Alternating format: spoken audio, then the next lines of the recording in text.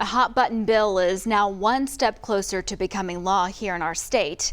This one, the so-called school choice measure, which would use state funds to pay for private school tuition. News on 6's Haley Wager reports from the state capitol with a breakdown. After weeks of back and forth between the two chambers, it looks like they may be one step closer to a compromise.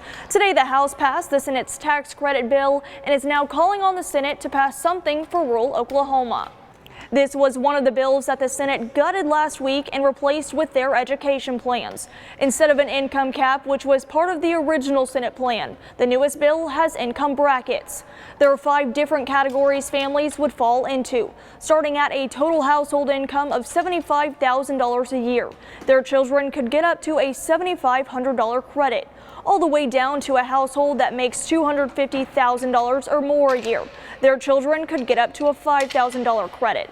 Democrats criticized the bill, saying it would just give more money to wealthy families in the state. What we're going to do is give a tax credit to parents who already chose. So maybe this is a parents chose measure, not a parents choice measure. And I will gladly vote yes and say, Senate, couple this thing with something for rural Oklahoma. The bill is now sitting in the House of Representatives until they decide to send it to the governor. But the speaker could hold this bill as long as he wants to as they negotiate with the Senate on teacher pay raises and public school funding. At the Capitol for Oklahoma's Own, I'm Haley Wager.